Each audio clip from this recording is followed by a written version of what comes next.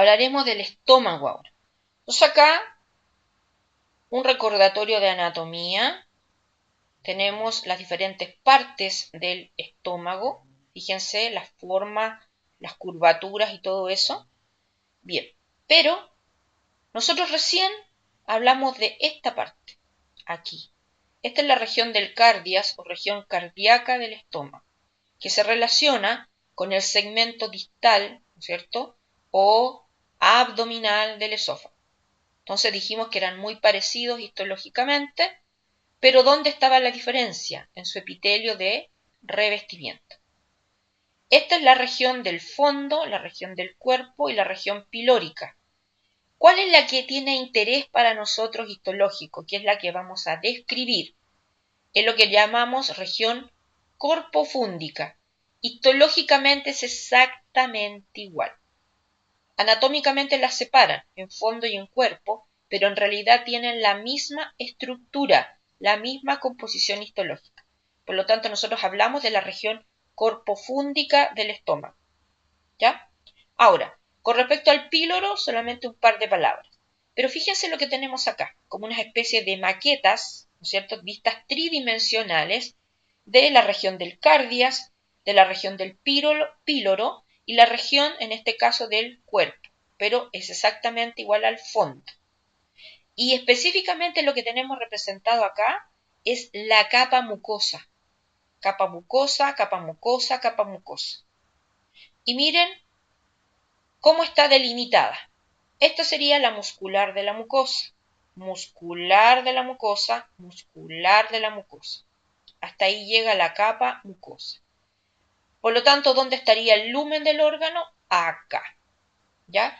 Anatómicamente, cuando se ve el interior de un estómago, se logran ver unos pliegues, unas arrugas, las rugae, ¿ya? Las rugae. Es muy plegado en el interior.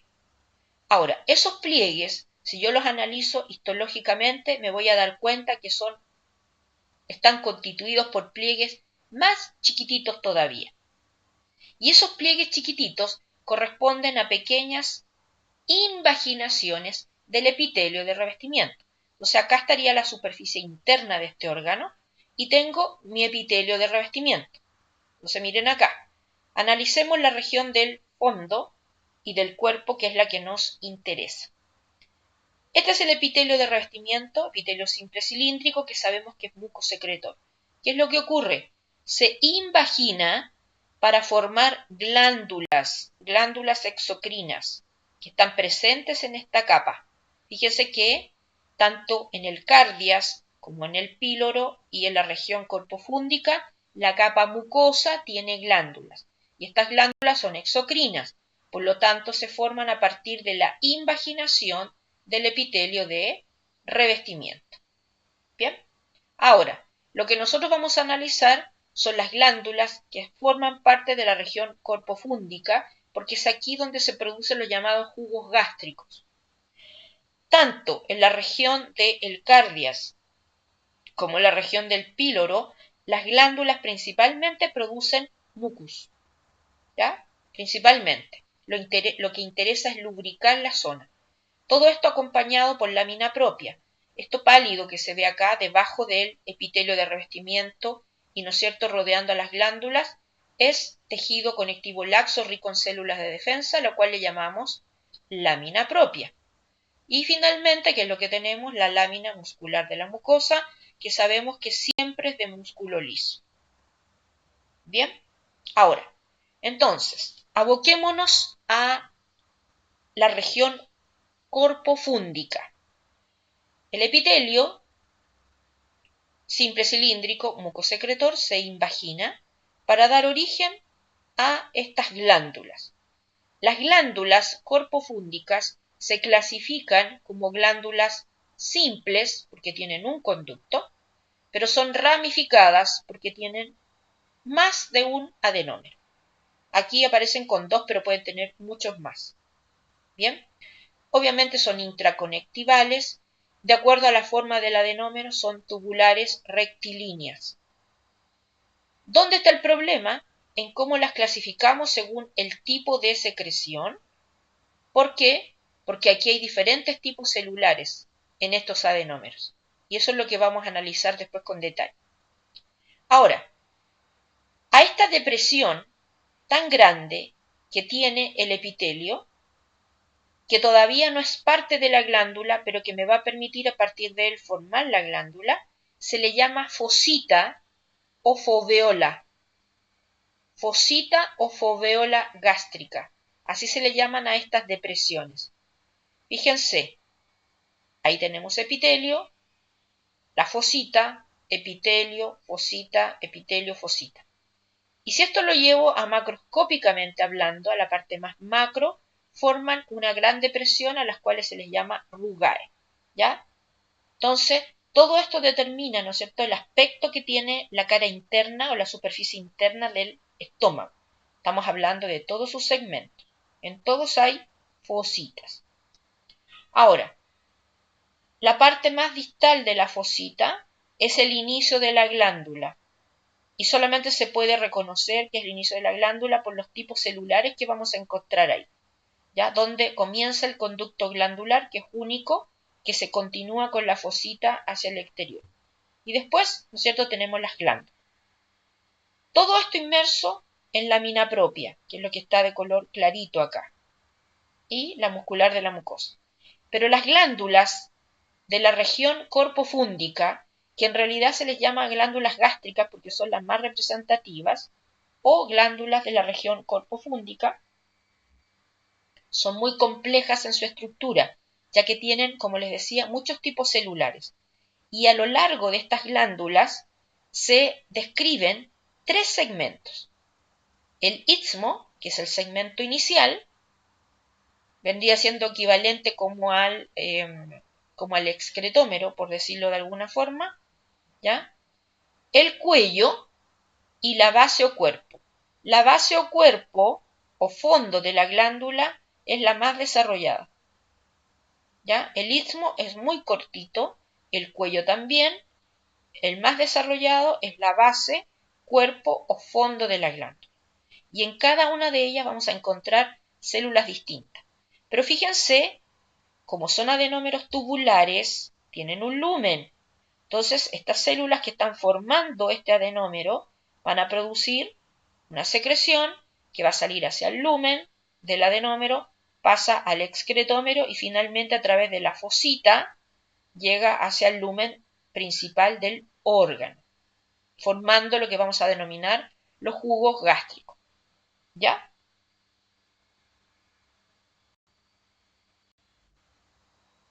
Bien.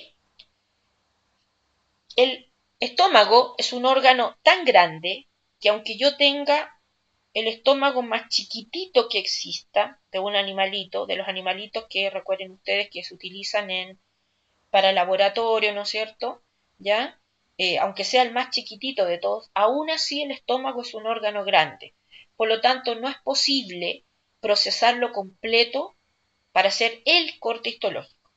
Entonces, lo que se hacen son cortes transversales del estómago, pero a su vez, después de haber hecho ese corte transversal, ese corte a su vez se troza, como quien trozara un queque. Un queque tiene un agujero en el medio, pero usted saca rebanadas de eso. Entonces lo que se toman son rebanadas de este corte transversal. Entonces, cuando nosotros tenemos imágenes de estómago, estamos hablando histológicamente hablando, tenemos que ser capaces de reconocer hacia dónde estaría el lumen del órgano, porque en realidad no lo veo, porque recuerden que estoy tomando un trozo. Entonces, para eso tengo que hacer análisis completo de ese corte histológico y determinar cuál es la parte interna y cuál es la parte externa. No es difícil, porque ya dijimos que la superficie del estómago tenía muchos pliegues, ¿se acuerdan? ¿Ya? Que histológicamente a cada una de esas depresiones se les llamaba fositas o foveolas. Eso hacía que el epitelio se viese así como formando como una especie de montaña rusa. Entonces aquí, fíjense, acá se ve claro, por lo tanto debería haber una superficie, pero en el extremo contrario también hay una superficie. El estómago tiene dos superficies. ¿Cuál es la que nos interesa porque es propia de él? es su superficie interna, o sea, la que está relacionada con la capa mucosa. Y dijimos que característicamente se veía muy plegada. Entonces, si yo analizo las dos superficies, me queda claro que la que está aquí en la imagen de arriba es la superficie de mi interés. Fíjense el aspecto que tiene, sumamente irregular, porque aquí el epitelio, a pesar de que es un epitelio simple, forma pliegues, depresiones, y a cada una de las depresiones se le llama fositas o foveolas. Bien, entonces, la capa interna es una capa mucosa. Empezamos por el epitelio de revestimiento. ¿Y qué hay en estas zonas? Aquí tenemos lámina propia, pero principalmente tenemos las llamadas glándulas corpofúndicas. Y ahora miren acá, esta especie de banda o cinturón que allá claramente se ve. Lámina muscular de la mucosa. Aquí sí está claramente definida, no como en el esófago, que se veía muy mal. Acá no. De hecho, la lámina muscular de la mucosa en el estómago es la más desarrollada de todos. ¿Ya? Incluso tiene disposiciones anatómicas distintas al músculo liso. Recuerden que siempre es de músculo liso, pero es muy compleja su estructura. Inmediatamente por debajo de esto vamos a encontrar la submucosa, que ya hablamos de la composición. Pero acá quiero destacar algo más. Fíjense en esta estructura que está acá. Fíjense en esta estructura, en esas que están ahí. Esos son vasos sanguíneos, tan delimitados. No son zonas cromófogas, aquí son cavidades tan delimitadas, principalmente estas. Bueno, en la capa submucosa del estómago es donde se encuentran más desarrollados los vasos sanguíneos. Recuerden que son tejidos conectivos, por lo tanto hay vasos sanguíneos acá. Pero acá es donde las arterias y venas tienen el mayor tamaño, si lo comparamos con el resto del tubo digestivo. ¿Ya? Cuando se produce una úlcera gástrica, dependiendo del grado de la úlcera, se daña la superficie, acá. Porque en este lumen es donde están, ¿no es cierto?, los jugos gástricos, los llamados jugos gástricos. Pero ellos dañan a su propia capa, pero muchas veces llegan hasta acá. Cuando la úlcera es sangrante, daña hasta la capa submucosa.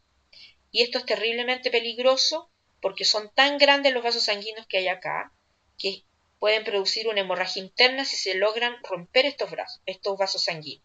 Entonces, una persona perfectamente podría morir de una úlcera completamente perforada. Se habla de úlcera perforada cuando se alcanzan los vasos sanguíneos de la submucosa. ¿Para qué decir si además se daña el músculo? Simplemente deja de funcionar el estómago. ¿Ya? Pero ya esto es grave. Entonces, de esto que llegue acá es más difícil, porque normalmente acá ya la cosa es muy complicada. ¿Bien? Entonces, recuerden que los vasos sanguíneos son parte, llegan acá, son del sistema vascular, pero acá son extremadamente desarrollados, muy grandes. Esta es una arteria muscular, se le llama así. Aquí tenemos arterias más pequeñitas y estas de forma irregular son venas. ¿Ya? Son venas. Bien. Tenemos la capa muscular propia, muscular externa, también se llama así, y en el estómago tiene 3 disposiciones anatómicas. No son fáciles de reconocer las 3 disposiciones anatómicas, pero hay 3 disposiciones anatómicas.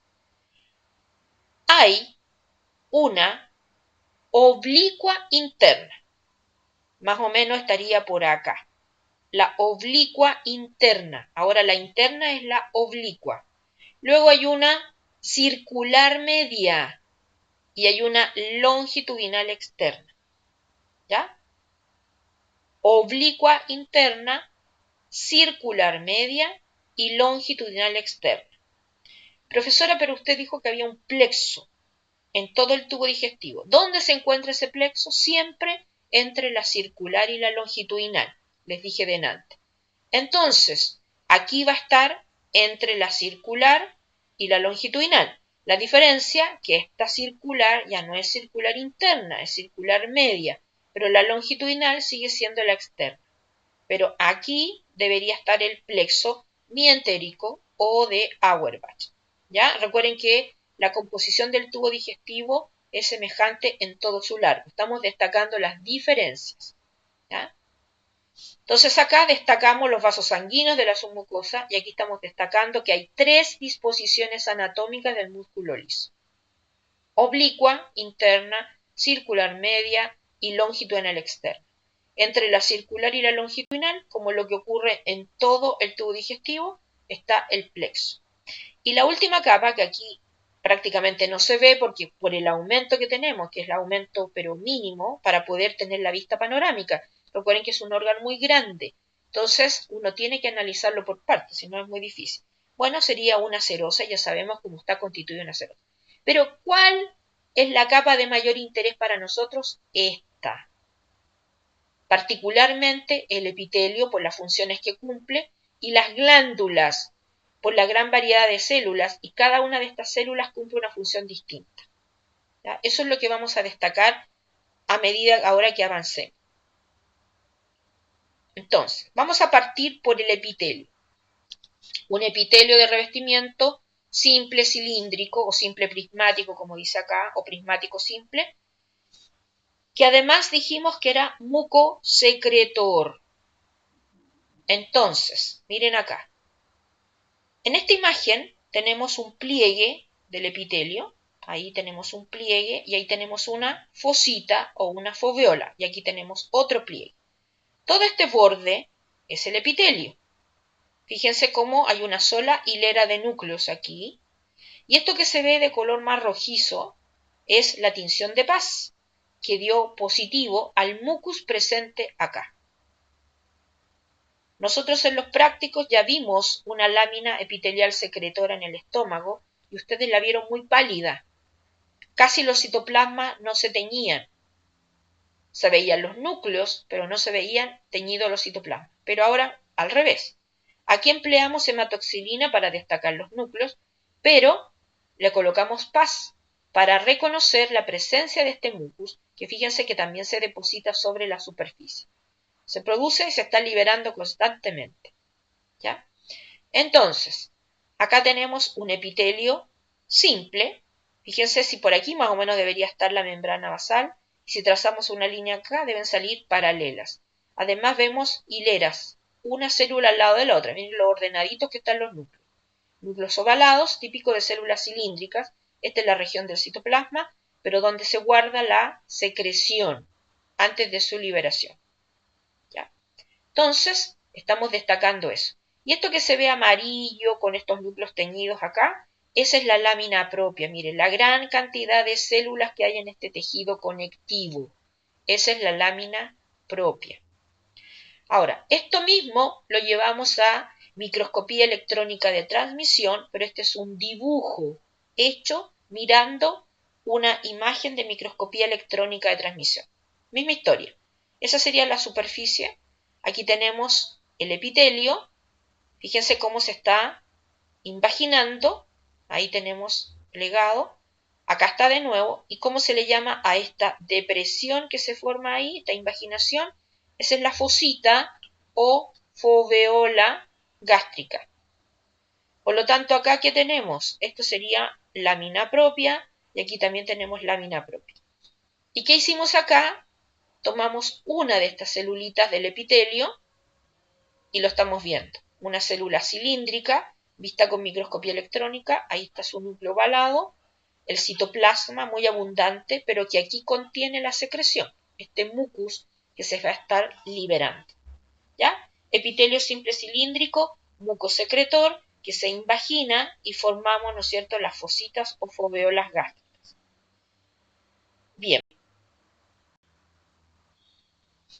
Si nosotros analizamos una de estas células epiteliales, tanto, ¿no es cierto?, la que está aquí, por ejemplo, tenemos un pliegue en esta imagen y acá tenemos parte de la fosita, pero es el mismo epitelio. Epitelio simple cilíndrico, mucosecretor. Esto es lo que ustedes vieron en el práctico. Aquí tenemos lámina propia, ¿ya? Tenemos lámina propia y aquí se ve el lumen de la fosita. Pero lo que estamos destacando es una de estas células. Estas células siempre están activas, nunca descansan. y producen lo que se llama el mucus visible. ¿Ya? El mucus visible es un mucus que se va acumulando, no se degrada. Va formando capas sobre el mismo epitelio de revestimiento, para que cuando se liberen los llamados jugos gástricos, esta zona esté protegida. Pero frente al estrés, frente al consumo, ya el consumo de ciertos alimentos, frente al uso del cigarrillo, etcétera, la cantidad de mucus que producen estas glándulas va disminuyendo, porque son afectadas por esas condiciones. Y por otro lado, cada vez se liberan más jugos gástricos. Entonces, vamos teniendo menos mucus, más jugos gástricos, que son ácidos en general, y eso va dañando el propio epitelio, toda la capa mucosa y, como les decía, incluyendo hasta las capas más profundas. Pero en condiciones normales, si a uno le hacen una endoscopía de estómago, condiciones normales, cuando observemos la mucosa gástrica, sobre todo la región corpofúndica, deberíamos verla cubierta completamente de este mucus. Por eso se llama mucus visible, porque se logra ver. Eso debería ser. Si no lo vemos, es porque hay una alteración a nivel de la secreción, o bien hay un sobreuso de él y está siendo degradado. Por lo tanto, ahí es cuando a uno le diagnostican una gastritis o una úlcera según lo que se vea. ¿Bien? Entonces se va adhiriendo y formando capas. Entonces acá tenemos una de estas células con microscopía electrónica de transmisión, pero este ya no es un dibujo, es real. ¿Ya? Una célula cuyo núcleo es ovalado, y acá, ¿no es cierto?, tenemos la secreción. Son las células mucosas de revestimiento. Recuerden que el epitelio entero es así. Inmediatamente por debajo del epitelio, ¿no es cierto?, y formándose o originándose a partir del epitelio, vamos a tener las glándulas. Este es un dibujo también muy antiguo, pero muy bonito, sobre estas glándulas. Aquí estamos mostrando el epitelio de revestimiento. Fíjense, se invagina, y a esta depresión le llamamos fosita. Entonces, el mismo epitelio que está en contacto directo con la superficie, más el que está en la fosita, es el mismo, epitelio simple cilíndrico, muco-secretor. Acá tenemos el inicio de la glándula, ¿no es cierto? El inicio de la glándula, lo que llamamos el istmo de la glándula, y luego tenemos los adenómeros propiamente tales. Entonces, istmo de la glándula, tenemos el cuello de la glándula y tenemos el fondo. No es que tengan un límite, el límite lo dan las células que vamos a reconocer ahí. Aquí está en un corte histológico, se fijan, se ve que hay un lumen. ¿Y por qué es importante que recuerden eso? Porque en los cortes histológicos normalmente no vemos el lumen del adenómero, no se ve. Se ve una masa de células nada más. De hecho, la forma en la cual están representadas las glándulas acá, no las van a ver. En los cortes histológicos muy difícil porque están todas pegadas y todas tienen muchos adenómeros, lo que hace, yo siempre digo, esto parece como una ensalada de pulpos, ¿ya? Veo tentáculos, tentáculos, tentáculos, pero no sé de cuál es cuál. ¿Ya? Entonces, no son fáciles de alguna manera, identificar una glándula respecto a otra. Sé que estoy viendo la zona glandular porque uno reconoce las células, ¿ya? Pero no puedo ver la forma exacta, de las glándulas, el corte histológico, ni tampoco puedo ver, por ejemplo, los lúmenes, salvo a veces en esta región. La región del fondo de la glándula se suele reconocer muy bien, que es la que está más cercana a la lámina muscular de la mucosa. Ahí uno a veces logra ver los lúmenes de estas glándulas, ¿ya? Pero el resto es difícil. Entonces, fíjense que tienen una vista tridimensional, ¿cómo la veríamos por fuera? Se fijan que se parecen como a los tentáculos de los pulpos. Hay unas células gigantes acá que parecen como ventosas. Y aquí está cortado esto. Y eso es lo que vamos a analizar. Entonces, en cada segmento de la glándula tenemos células. Fíjense cuáles son las células que se repiten a lo largo de toda la glándula. A lo largo de toda la glándula, en sus tres segmentos, voy a encontrar células parietales u oxínticas y voy a encontrar también células enteroendocrinas. Enteroendocrinas. Estas células, al decir endocrino, significa que liberan su secreción a la sangre. no a este lumen. Van a liberarla, por lo tanto, hacia los vasos sanguíneos que estén acá en el tejido conectivo. Todas las otras células presentes acá producen su secreción, lo liberan a este lumen y pasa hacia acá. ¿Ya? Ahora, en el istmo vamos a encontrar células de revestimiento, ¿ya? O sea, células cilíndricas de revestimiento porque estamos en presencia, ¿no es cierto?, de parte de esta fusita que es la depresión. También aquí se encuentran las células troncales o células madres, que son las que van a dar origen a todas las otras en esta zona. Y aquí aparecen, ¿no es cierto?, las células parietales u oxínticas. Las células parietales son las encargadas de producir el ácido clorhídrico, ¿ya?, que es uno de los principales componentes de los llamados jugos gástricos. Después viene la región del cuello. ¿Cómo vamos a reconocer la región del cuello? Aquí seguimos viendo células parietales oxínticas, pero aparecen células mucosas del cuello. Las vamos a reconocer por su escasa tinción. Se llaman células mucosas porque también producen mucus, pero este mucus es distinto al que se produce en el epitelio, totalmente diferente. ¿Ya? A este mucus que producen estas células se le llama mucus soluble, porque se degrada, dura un rato nada más, se degrada y no se produce constantemente. Tiene que haber alimento en el estómago para que se produzca la secreción de estas células mucosas del cuello. Ahora, si yo empleara PAS o azul del cian, se teñirían, pero con hematoxilina y eosina prácticamente no se tiñen, veo los núcleos nada más. Entonces, ahora, no son fáciles de pesquisar porque son poquititas, pero si uno tiene la suerte y logra reconocerlas, lo va a hacer porque van a estar pegadas a las células parietales, pero las células parietales sí se tiñen muy bien y las células mucosas se van a ver los puros núcleos, nada más. ¿Ya? Bueno, ¿dónde está la región más fácil de reconocer y que nosotros justamente la utilizamos para efectos didácticos? Porque se reconocen con mucho más claridad las principales células que nos interesa destacar en el estómago. En la llamada región de la base, también del fondo o el cuerpo de la glándula. ¿Y cómo vamos a saber que estamos en esa zona? Primero, va a haber nuevamente células parietales u oxínticas, pero se van a sumar unas células pequeñas, bastante basófilas y que solamente se encuentran en la base. Y esas células se llaman células principales o células simógenas. Ellas producen muchas cosas, pero principalmente una proenzima llamada pepsinógeno. El pepsinógeno, en presencia de ácido clorhídrico, se transforma en la enzima llamada pepsina. Y la pepsina es la que tiene la función de degradar las proteínas que lleguen al estómago. O sea, aquí comienza la digestión de las proteínas. Bien. Ahora, ¿qué pasa con las células enteroendocrinas que están a lo largo de toda la glándula?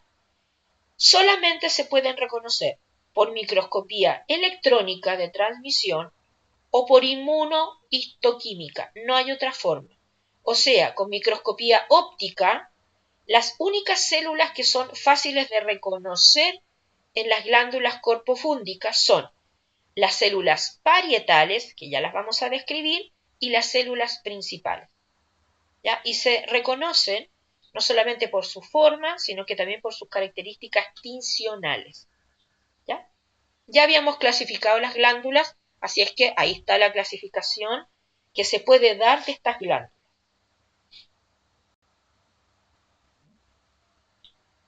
Bien, aquí tenemos una imagen de la región proximal, ¿próximo a qué? Próximo al lumen, proximal de las glándulas corpofúndicas. Se ve parte del istmo y se ve parte del cuello. Y aquí estamos viendo cómo desde el epitelio, ¿no es cierto?, se invagina para formar la fosita. Entonces la parte más profunda de la fosita corresponde al istmo de la glándula y luego viene la región del fondo. O sea, perdón, la región del cuello. Ahora, ¿Por qué utilizamos PAS? Porque queríamos destacar a las células mucosas, a las células que producen muco. Fíjense cómo todo el epitelio da PAS positivo y también el epitelio de la fosita da PAS positivo. Y ahora miren, ahí tenemos la fosita o foveola, pero aquí ya tenemos parte de la glándula. Aquí sería el istmo de la glándula, pero acá tenemos, miren, se tiñen un poco menos. No es tan potente, ¿no es cierto?, la producción de mucus, pero aquí hay. Entonces también da PAS positivo. Una reacción más leve, pero hay. Bien, acá tenemos una microscopía electrónica de una célula mucosa del cuello. Ya les había dicho las características, ustedes leen el resto, ¿ya? Pero ya les expliqué lo más relevante. Este es un mucus que se produce solamente cuando hay contenido gástrico. O sea, es inducido a la secreción por la presencia de contenido gástrico. Acá miren, esta es una hermosa foto, esto fue tomada del ROS también, ¿ya? Donde hay un aumento, está muchas veces aumentada, la región del cuello de las glándulas gástricas.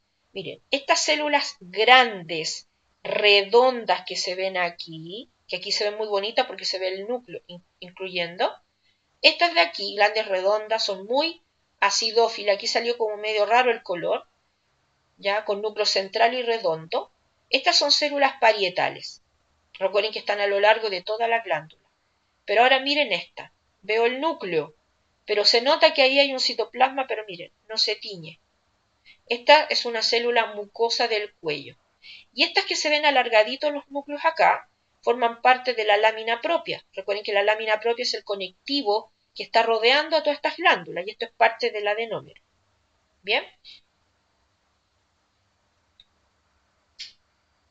Vamos a hablar de las células parietales. Dijimos que estaban a lo largo de toda la glándula. Las células parietales son células que se activan bajo ciertas condiciones. Obviamente, cuando hay distensión del estómago debido a la presencia de alimento, se activan. Ahora, la mayor parte del tiempo pasan en reposo. Uno no está comiendo todo el día. Y lo otro depende también del volumen de lo que uno consume. Pero lamentablemente, para el resto, sobre todo los humanos que somos tan estresables y somos sensibles a muchas cosas, hay que considerar que estas células también responden a otros elementos. Responden, por ejemplo, lamentablemente, a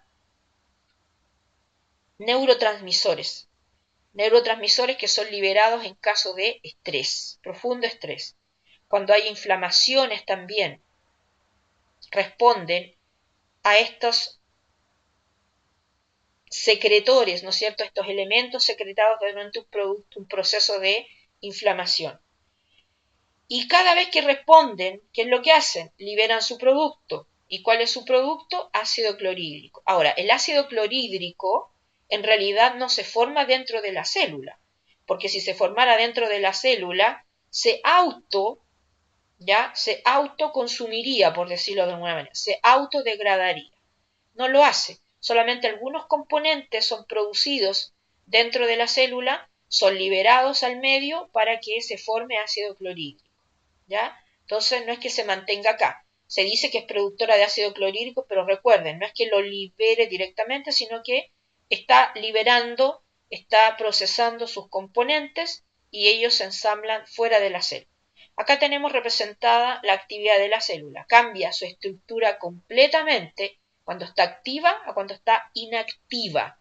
No vamos a ver la ultra, ¿no es cierto?, la ultramorfología de esta célula, pero es para que ustedes sepan nada más. Tiene receptores específicos para algunos componentes químicos, ¿no es cierto?, ya sean enzimas, ya sean hormonas, que se producen durante cuadros de estrés o cuadros patológicos. Por lo tanto, estas células además se activan en esos momentos. Por ejemplo, también se activan bajo el estímulo de la saliva. Si ustedes no comen, no consumen alimento, pero a lo mejor consumen café, mastican demasiado chicle, demasiado, no estamos hablando de un chicle, estamos hablando de muchos, y otros elementos que en general obligan a salivar demasiado, esa saliva lleva un mensaje hacia el estómago. Y el mensaje es que, entre otras cosas, va a comenzar a llegar alimento. Le está indicando eso.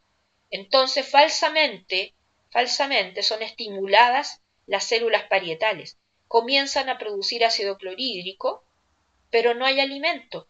¿A quién van a degradar entonces? A lo que esté ahí, a la proteína que esté ahí. Y nosotros recuerden que somos proteína.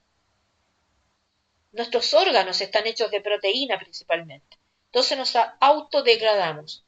Por eso hay que tener cuidado, no pasar muchas horas de ayuno en lo posible, sobre todo cuando estamos sometidos a estrés, y no dedicarnos a consumir elementos que no llenan el estómago, sino que lo engañan. ¿Ya? Ahora, también estas células producen lo que se llama un factor intrínseco, que como dice acá es una glicoproteína que favorece la absorción de la vitamina B12. Y la vitamina B12 es esencial para la vida.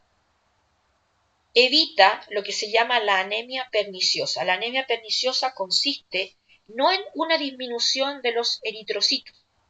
Recuerden lo que significaba anemia. Lo que pasa es que se altera la forma de los eritrocitos y no son capaces de transportar gases porque son deformes. ¿Ya? No es que haya pocos eritrocitos, sino los que hay son deformes. ¿Por qué?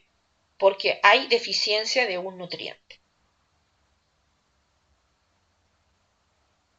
Bien, acá tenemos una imagen tomada del libro Génesis, en donde se ve la capa mucosa. Hasta aquí está, miren, esta es la lámina muscular de la mucosa. Aquí tenemos un poquitito de la submucosa. ¿Y por qué tenemos el recuadro acá? Porque esta es la región corpofúndica. Aquí vamos a encontrar células enteroendocrinas, células parietales y células principales. Pero las células enteroendocrinas solamente se ven con microscopía electrónico o inmunocitoquímica. Entonces, nosotros si analizamos esta parte, vamos a ver esto. Miren acá. Esta es la región del fondo de las glándulas acá, del fondo, cuerpo o base. ¿Ya? Fíjense que prácticamente no veo los lúmenes. Aquí se ve como un lumen. Ahí. Y miren, todas estas células grandes, redondas, acidófilas, con núcleo central y redondo, son células parietales. Se notan claramente. Y solamente en la región del fondo aparecen estas otras. Parecen formar como especie de collares. Pero aquí, cada uno de estos núcleos es una célula principal. Pero se ven más basófilas, ¿se fijan? Se ve el núcleo basófilo y el citoplasma levemente basófilo. Por eso puedo reconocer el núcleo. Estas células se describen como poliédricas o piramidales también las describen. O cúbicas, poliédricas o medio piramidales. Con núcleo redondo pero en su base. O sea, si aquí está el lumen de este adenómero, los núcleos están más cerca de la zona basal. Son células pequeñas. ¿Ya? Ahora, solamente están en el fondo de las glándulas o cuerpo de las glándulas. Fíjense que son totalmente distintas a las células parietales. Aquí tengo una célula principal con microscopía electrónica de transmisión, ¿ya? El pepsinógeno es una proteína, pero que no está activa. Necesita ácido clorhídrico para activarse y cuando se activa le llamamos ya pepsina. Y es la pepsina la que se activa, ¿no es cierto? Es una enzima que degrada proteínas. Lo que produce la célula es pepsinógeno, pero cuando es liberado al medio y toma contacto con el ácido clorhídrico, se activa y le llamamos pepsina. ¿Bien? Ahora, las pepsinas es una proteína, por lo tanto estas células son muy ricas en RER. Aquí tenemos las vesículas del pepsinógeno listos para liberarse.